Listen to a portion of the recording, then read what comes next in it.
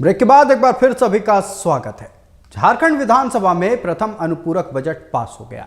BJP विधायकों की गैर मौजूदगी में फर्स्ट सप्लीमेंट्री बजट पास हो गया है। इसके अलावा झारखंड विनियोग विधेयक 2023-24 भी विधानसभा से पास हो गया और सदन की कार्यवाही बुधवार सुबह 11 बजे तक के लिए स्थगित कर दी गई। बता दें कि झारखंड विधानसभा के मानसून सत्र का आज तीसरा दिन रहा, जहां सदन की कार्यवाही शुरू होने से पहले ही अलग अलग मुद्दों को लेकर बीजेपी के विधायक सदन की सीढ़ियों पर बैठ गए। प्रदेश सरकार के खिलाफ हाथों में तख्तियां लिए विरोध करने लगे।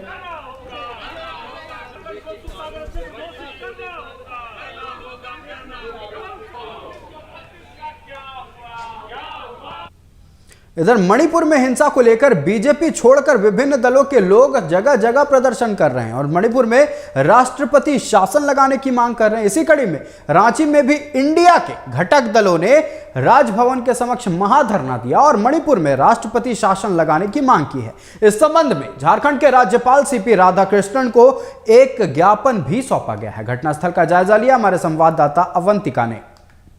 लगातार विगत 3 महीनों से मणिपुर में घट रहे जातीय हिंसा और वहां हुए महिलाओं के साथ जो अत्याचार की घटना सामने आई है, उसके विरोध में इंडिया के जितने भी घटक दल के नेता और कार्यकर्ता शामिल है, उनके द्वारा राजधानी रांची के राजभवन के समक्ष महाधरना दिया जा रहा है। आप देख सकते हैं विजुअल के माध्यम से कि इंडिया के जितने भी घटक दल है सभी इस धरना में पहुंचे हुए। इस वक्त हमारे साथ कांग्रेस के अध्यक्ष जो है राजेश ठाकुर प्रदेश अध्यक्ष मौजूद है।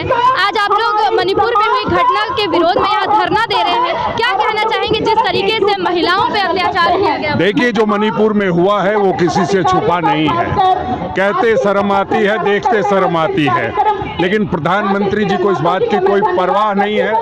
हम लोग उसी बात को लेकर के, मणिपुर की बात को लेकर के आज इंडिया गठबंधन के साथी एक साथ बैठे हैं। प्रधानमंत्री जी से सदन से लेकर सरकार तक गुहार लगा रहे हैं कि महिलाओं का सम्मान कीजिए और जो मणिपुर में हुआ है मणिपुर की बात कीजिए। मन की बात आप करते रहते हैं, मनमानी करते रहते हैं। मणिपुर की बात करके वहाँ जो गृह युद्ध जैसी स्थिति बनी हुई है उसको काबू में कीजिए। और हम लोग आज महामहिम राष्ट्रपति को आज राज्यपाल के माध्यम से ज्ञापन दे रहे हैं कि जल्द से जल्द मणिपुर की सरकार को बर्खास्त करके राष्ट्रपति शासन लगाने का काम केंद्र सरकार करे।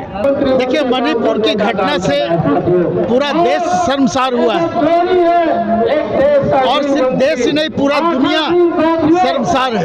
जो घटना घटी, हम समझते हैं कि इस घटना के पीछे जो भी मंशा रही है, जो भी साजिश रही है,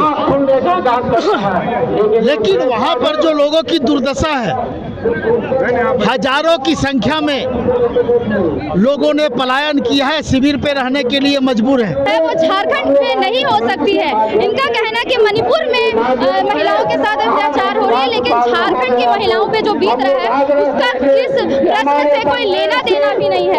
हमारे साथ पूर्व विधायक कांग्रेस के मौजूद है। जिस तरीके से मणिपुर की घटना का आप लोग विरोध कर रहे हैं, क्या कहना चाहिए?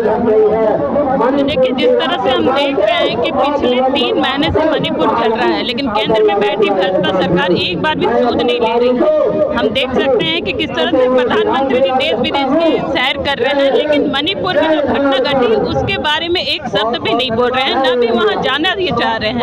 और तो और ये हद हो गई कि मणिपुर में जो 2 महिलाओं के साथ जो दुर्व्यवहार किया गया, निबंध करके उन्हें घुमाया गया, परेड कराया गया, ये कहीं न कहीं पूरे देश को शर्मसार करता है। और हम माननीय प्रधानमंत्री जी से ये आग्रह करना चाहेंगे कि वो इस बात पे जरूर कुछ बोले और उन लोगों को न्याय दिलाए।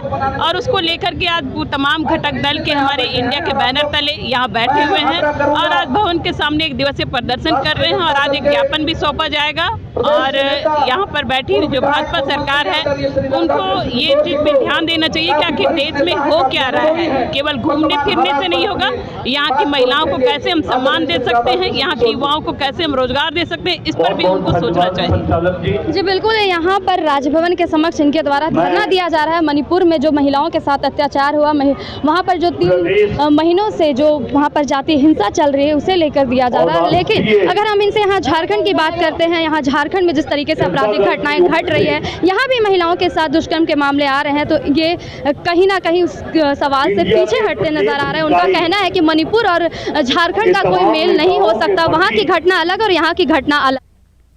मुद्दा कितना गर्म है, इस पर और भी बातचीत करने के लिए हमारे साथ झारखंड एडिटर राकेश कुमार लगातार बने हुए हैं। राकेश जी, मुद्दा गर्म नजर आ रहा है। मणिपुर वर्सेस सुखाड़, राज्य की बेरोजगारी वर्सेस देश की बेरोजगारी, कानून व्यवस्था वर्सेस तानाशाही, ये तीन मुद्दे जो हैं लगातार पक्ष विपक्ष एक दूसरे पर इसे लेकर हमलावर हैं। आज का मुद्दा कितना गर्म था और कौन कौन से मुद्दे थे जो इस बार सदन में छाए रहे? देखिए आयुष, कई मुद्दों को लेकर जो जन सरोकार के मुद्दे हैं उस पर लगातार चर्चा होती रही है और सबसे बड़ी बात आज देखने को मिली है, जहां सदन के अंदर और बाहर हंगामा देखने को मिला है, वहीं सड़कों पे भी लोग उतरकर कई मुद्दों को लेकर सामने आए हैं। मणिपुर का मुद्दा का आपने जिस तरीके से जिक्र किया है उसमें निश्चित तौर पर कहा जा सकता है कि राज्य में सत्ताधारी दल जो महागठबंधन की है उनकी तरफ से लगातार इस बात की चर्चा कराई गई कि इसको लेकर अब कहीं न कहीं केंद्र सरकार को इस बारे में सोचना चाहिए कि किस तरीके से सारी चीजें चल रही है मणिपुर में और उस पर तुरंत एक्शन लेने की बात कही जा रही है। और जहां तक सड़क पे और आंदोलन की बात कही जाए तो तमाम महागठबंधन के दल जो इंडिया के नाम से आज के दिन काम कर रहे हैं वो राजभवन के सामने जमा हुए और अपना विरोध प्रदर्शन किया। लेकिन मैं सदन की चर्चा करना चाहूंगा। सदन की शुरुआत के समय ही जहां विपक्षी पार्टी बीजेपी ने सीधे सीधे मुद्दों को लेकर सड़क पर उतरने का काम किया, सदन के बाहर आंदोलन की और साफ तौर पर लगा कि अकाल जैसी स्थिति बनती जा रही है राज्य को, उसको लेकर चर्चा की गई। कानून व्यवस्था को लेकर सवाल खड़े किए गए और साथ साथ नियोजन नीति को लेकर भी सवाल खड़े किए गए। एक अहम और गंभीर मुद्दा अब जाकर एक और सामने आया है कि जिस तरीके से हाल के दिनों में एक कैबिनेट के माध्यम से एक नीति को पारित किया गया है और उसके बाद से हो सकता है कि उसका विधेयक कहीं न कहीं विधानसभा में पारित कराने के बाद राजभवन भेजा जाने की तैयारी की जा रही है और इसको लेकर बीजेपी के लोगों ने अभी से विरोध दर्ज कराया है। खास करके अमित मंडल, बिरंची नारायण सिंह जो बीजेपी के विधायक हैं वो तो पूरी तरह से आवाज उठाते नजर आए हैं। तो ऐसे में निश्चित तौर पर कहा जा सकता है कि जहां जन सरोकार के मुद्दों को लेकर बीजेपी आंदोलन करने के मूड में दिखाई पड़ रही है, वहीं राज्य में जो सत्ताधारी दल हैं मणिपुर के मुद्दे पर केंद्र सरकार को घेरने की तैयार है। जी एक आखिरी सवाल आज के इस खास पेशकश के लिए हम आपसे करना चाहेंगे। जिस तरह से आज जन सरोकार के मुद्दे देखने को मिले हैं, कई जगह पर सड़क नहीं है, बिजली व्यवस्था चरमराई हुई है, पानी को लेकर लोग परेशान हैं, क्या इस तरह के मुद्दे भी आज देखने को मिले? और साथ ही साथ जिस तरह से शिल्पी नेहा तिर्की जो कि कांग्रेस के विधायक है, उन्होंने जेएसएससी के मामले को लेकर भी आज अपनी जुबान खोली, अपनी बातें रखी हैं, क्या इस तरह के मुद्दे कल भी देखने को मिलेंगे और क्या कुछ नया इस बार सदन में हो सकता है? देखिए, ये जो सदन का कार्रवाई चल रही है उसमें निश्चित तौर पे कहा जा सकता है कि अभी फिलहाल जो जन सरोकार के मुद्दे को लेकर के सदन के अंदर भी चर्चा चल रही है और सदन के बाहर भी बातचीत की जा रही है। कल की बात की जाए तो निश्चित तौर पे इन तमाम मुद्दों को लेकर फिर से एक बार जो विपक्षी पार्टी है बीजेपी और आजसू, वो सरकार को घेरने की कोशिश करेगी और किसी भी स्थिति में सरकार से जवाब चाहेगी। खास करके सुखाड़ की स्थिति, कानून व्यवस्था की स्थिति और साथ साथ नियोजन और रोजगार, ये सारे मुद्दे जो जन सरोकार के हैं उन मुद्दों पर कहीं न कहीं सरकार को घेरने की कोशिश की जाएगी और हो सकता है कि सत्ताधारी दल के लोग भी अपनी बातों को फिर से एक बार रखने की कोशिश करेंगे, क्योंकि मणिपुर के मुद्दे पे लगातार वो चाह रहे हैं कि केंद्र सरकार की तरफ से जवाब आए, कुछ बड़ा फैसला हो और किस तरीके से वहां काम किए जा रहे हैं इसको लेकर सवाल खड़े किए जा रहे हैं। जी आपका हमारे साथ जुड़ने के लिए और तमाम बातचीत के लिए बहुत बहुत धन्यवाद राकेश जी। ये थे हमारे झारखंड एडिटर राकेश कुमार, जिन्होंने आज के दिन, आज के मॉनसून सत्र में क्या कुछ बातचीत हुई है, क्या कुछ चर्चा हुई है, किन किन जन सरोकार के मुद्दे पटल पर रखे गए हैं, सबको लेकर बातचीत की है। फिलहाल अभी जो मुख्य मुद्दा है, जो गरमाया हुआ है, वो है मणिपुर का मुद्दा, बेरोजगारी का मुद्दा, राज्य में कानून व्यवस्था का मुद्दा।